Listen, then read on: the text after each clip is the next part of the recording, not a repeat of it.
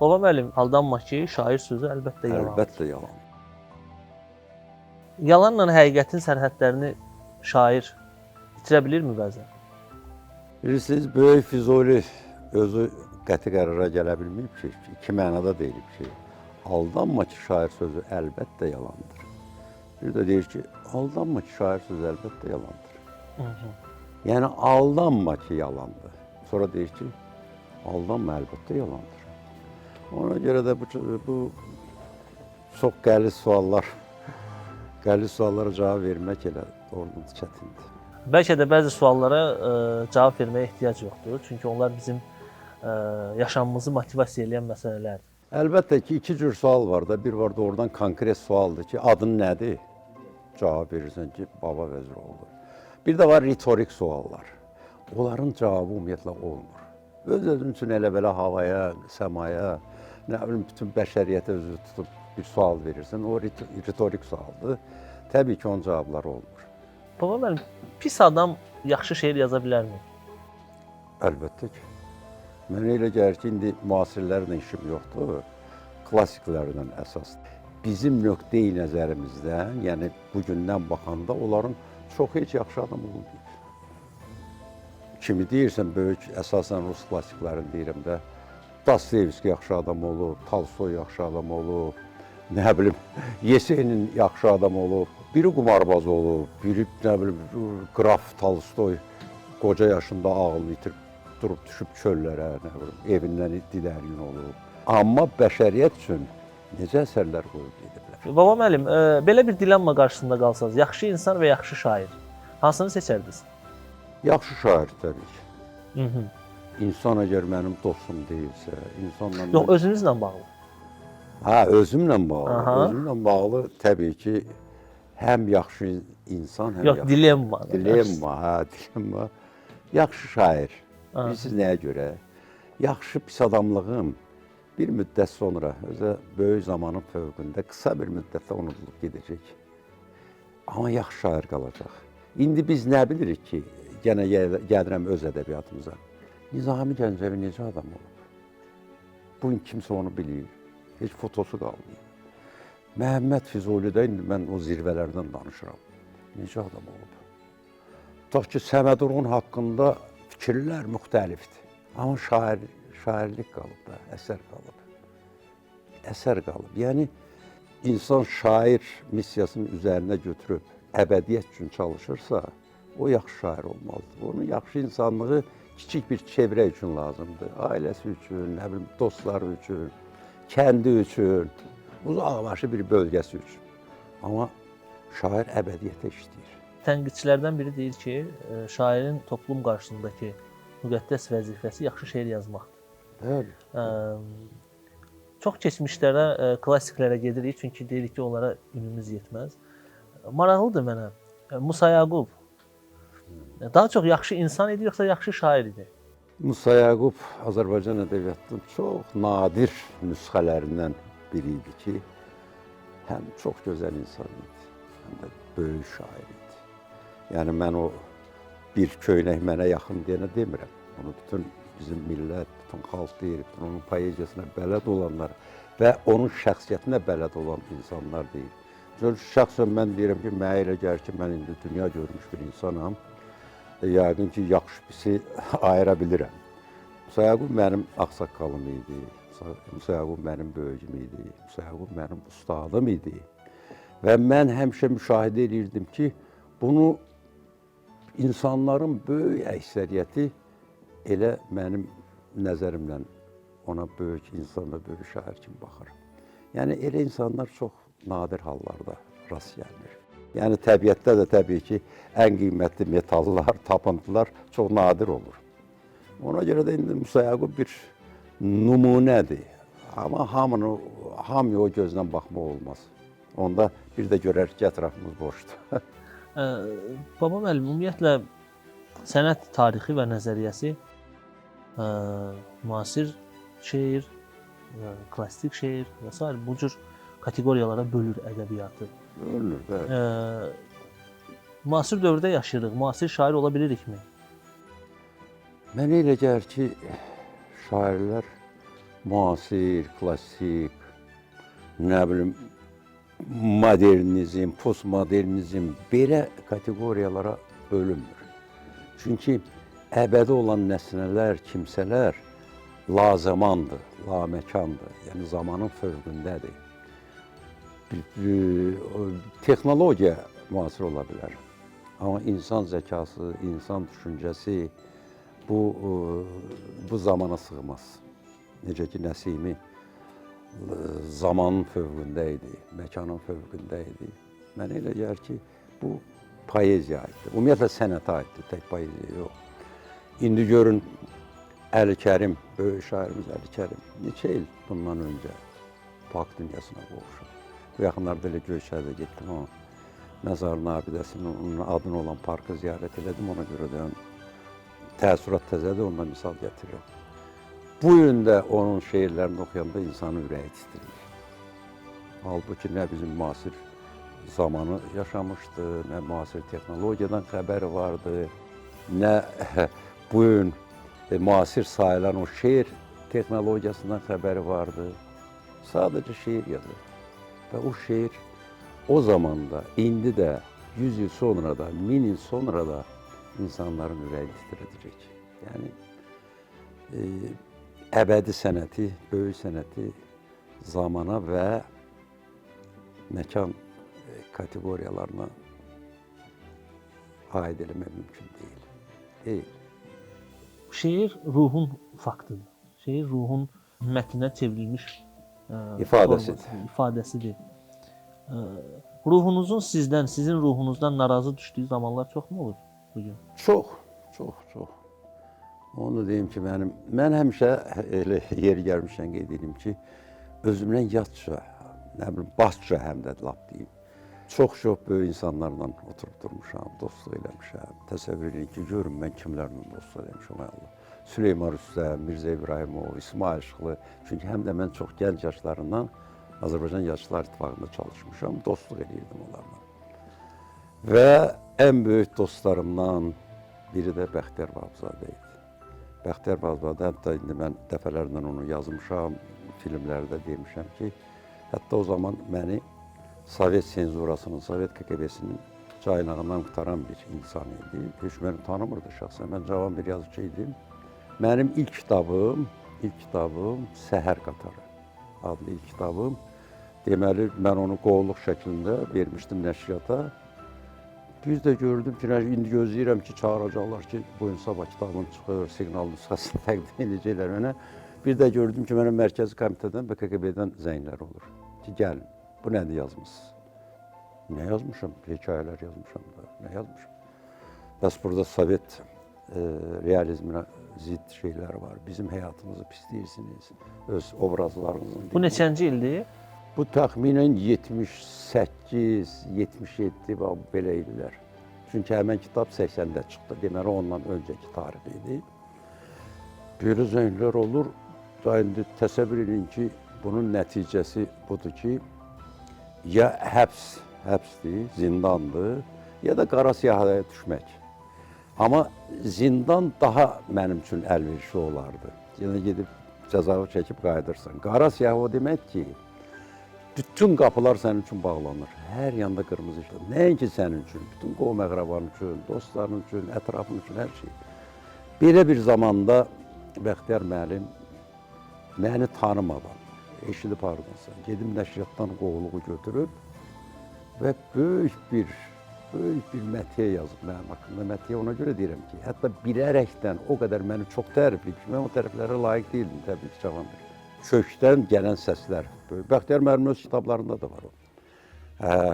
Sonra o həmən məqalə mənim kitabıma ön söz kimi də qoyuldu. Yaddan çıxan görüş kitabıma. Yəni, təsəvvür edin ki, ondan sonra dostlaşdıq Bəxtiyar müəllimlə.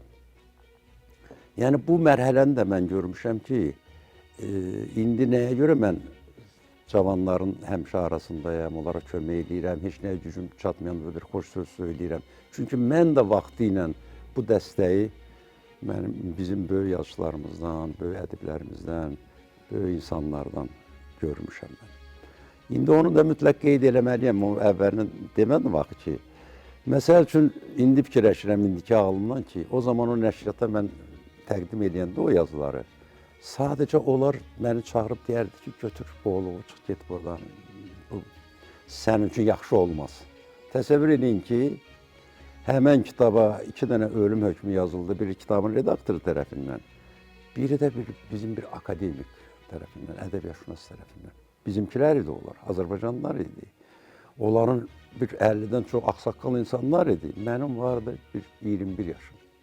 Təsəvvür edirsin ki, bunlar da bizimkilər idi, ədəbiyyatçılar idi.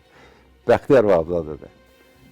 Bunların cəngindən məni Bəxtiyar Vahabzadə qurtardı. Təsəvvür edin ki, yəni mən doğrudan da o çətin mərhələni keçdim. Ondan sonra da mənə bir dərs oldu. Dərs oldu ki, insanlara kömək eləmək lazımdır, dəstək olmaq lazımdır. Xüsusən də sən özün yaşlanandan sonra, özün bir cəmiyyətdə mövqe tutandan sonra mütləq o cəmiyyətdə mövqe tutmağa gələn cavanlara kömək eləmək lazımdır. Bu mənada mən Bəxtiyar müəllimin sözünə gəlirdim ki, mən ruhumun məhsulundan, ruhumun düşüncələrindən razıyam yoxsa yox.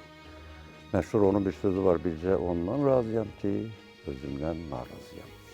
Mən 24 saat, həftədə 7 gün ancaq özümə kənardan bir tənqidçi kimi baxıram. Həm ədəbi tənqidçi kimi baxıram, həm də insan kimi istəyirəm ki, özümə bir nəzər salım ki, axı bu yazı sənin potensialından aşağıdır. Sən bunu nəyin naminə yazmışsan?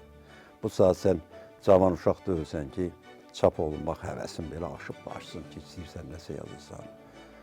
Bu saat və yaxud, axı sən dünən bir cavan sənə söz demək istədi, sən dedin, sonra zəng eləyərsən danışarıq. Niyə bunu etdin? Mən gecə-gündüz özümlə mücadilədəyəm. Təsəvvür elə ki, mücadilə həm dünya sənin üstünə gəlir, təbii ki, insan doğulandan dünya ilə mücadilədədir. Mütləq ona ya məğlub olmalısan, ya qalib gəlməlisən. Dünya səni daim əyməyə, sındırmağa, əzməyə çalışır. Görəsən o mübarizədə, o mücadilədə qalib gələsən.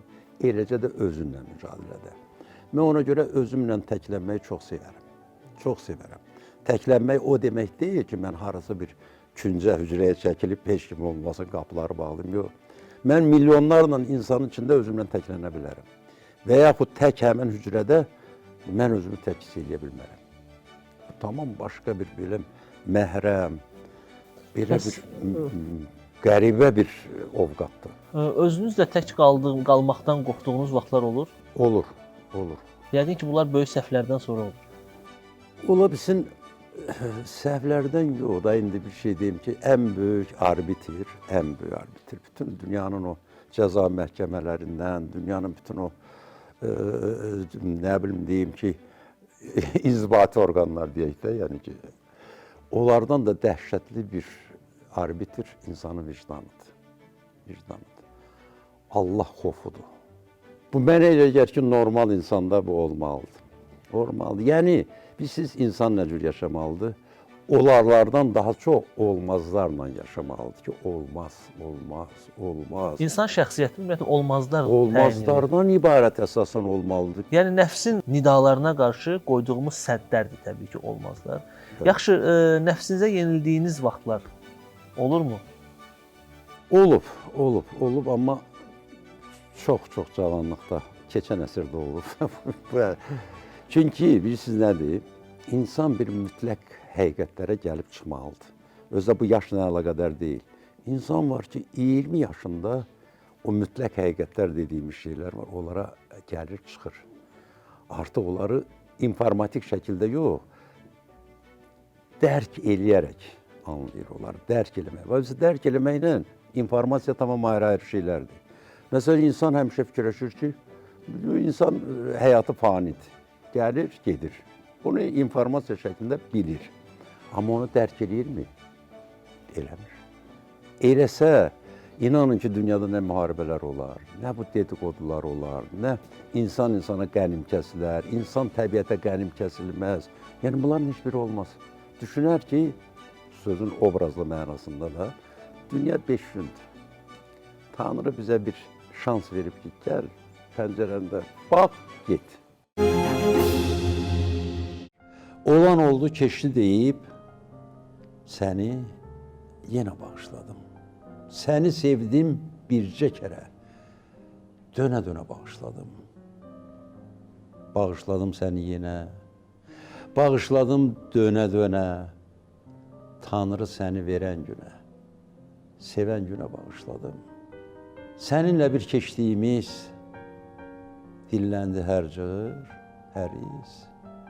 Bir yerdə and içdiyimiz aya, günə bağışladım.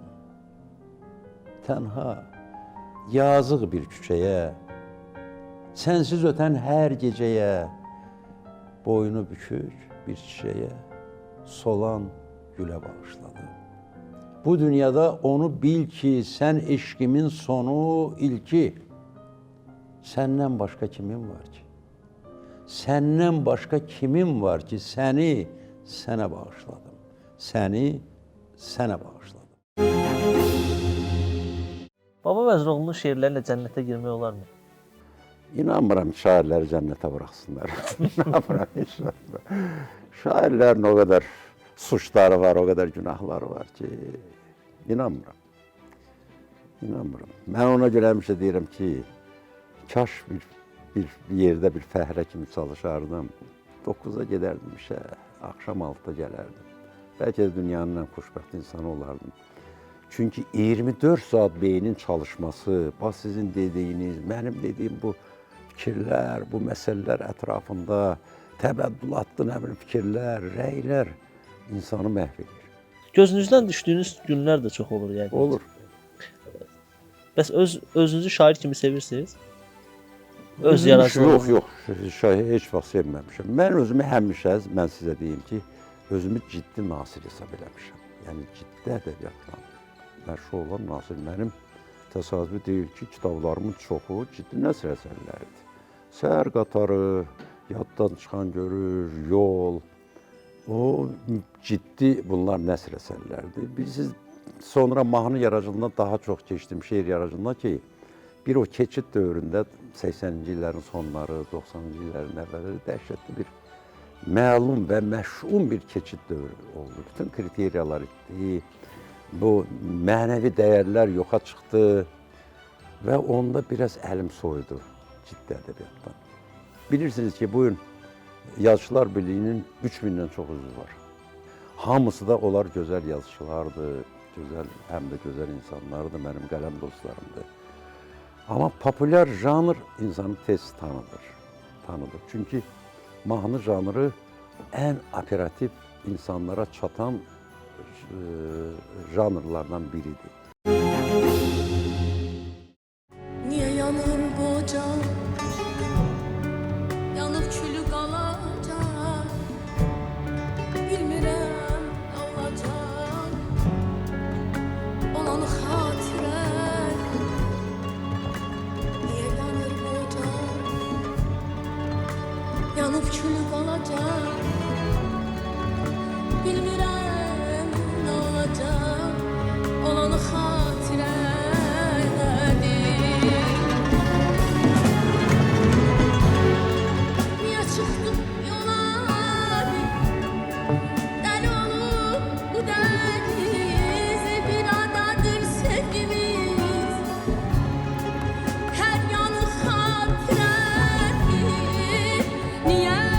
Çıktım yola bir olup bu deniz bir adadır sevgimiz her yanı hatiredir.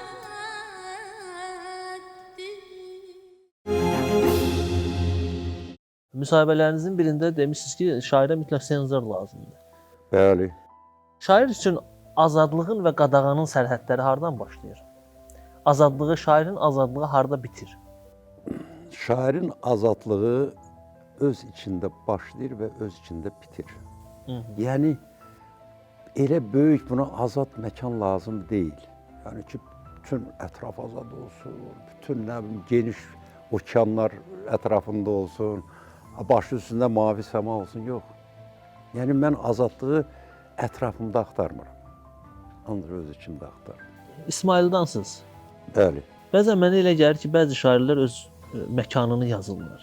Məsəl üçün Musa Yaqub daim öz məkanını yazdı, buynuzu yazdı. Bütün şeirləri Yox, ruhu orada. Musa Yaqubun məkanı o dərəcədə böyük idi, o dərəcədə hüdudsuz idi ki, tək buynuz ona darlıq edirdi. O təbii təsəvvür edin ki, o ağaclar, Musa Yaqubun o qovaq ağacları, o nə bilim çınar ağacları, o torpaq, o çay bütün dünyanın çaylarına bənzəyir. Təkcə məhz göy çayını nəzərdə tutub Musa Yaqub yazsaydı, o onun üçün çox məhdud ərazi olardı, çox lokal bir yer olardı və bəlkə də Musa Yaqub şair olmaz, böyük şair olmazdı, Mirzə olardı. Yəni gördüyün yazardı. Ona mirzəlik deyirlər də, gördüyün yazar. Musa Yaqub dünyanın şairidir, bəşərin şairidir. Musa müəllimi heç vaxt bir kəndin, bir bölgənin, bir məmləkətin hüdudlarını sıxışdırmaq mümkün deyil. Bugünkü Baba Vəziroğlu mentallığını, bugünkü Baba Vəziroğlu ruhunu varmı bir cümlə yaradıcılığınızdan, iki cümlə onunla ifadə eləyək? Var, niyə yoxdur ki? Mənim bütün şeirlərimdə o misralar özümü ifadə edən, yəni mənim mahiyyətimi ifadə edən cümlələr var həmişə. Məndən bir də olmayacaq. Qalanı xatirədir. Elə məncə burada bitirək. İxtiyar sahibi. Çox sağ olun gəldiyinizə görə və mən sizə elə bu əminliyi arzulayıram həmişə ki, özünüz haqqında elə bu cürdə müsbət fikirdə həmişə yaşayasınız. Düzdür, biraz qorxutdu məni sizin fəhləliklə bağlı dediyiniz məsələlər. Amma arzuya bax sevgili. Tellərindən incəmi, söylə ürəyincə. İndi hardasa da bir o gözəl bir insan fəhlə oturub deyir ki, kaş şair olardı. Elə bu cür olduğu kimi Baba Vəziroğlu'dan bir də olmayacaq. Ona görə də düşünürəm ki... Bir də o qənaətə gəlmək lazım ki, hər şey keçib gedir, amma qalanı xatirədir. Ona görə də heç kimə pislik eləməyin, ancaq yaxşı işlərlə məşğul olun və fikrinizə, beyninizə ancaq yaxşı fikirlər gəlsin. Məncə də. Çox sağ olun gəldiyinizə görə. Siz sağ olun.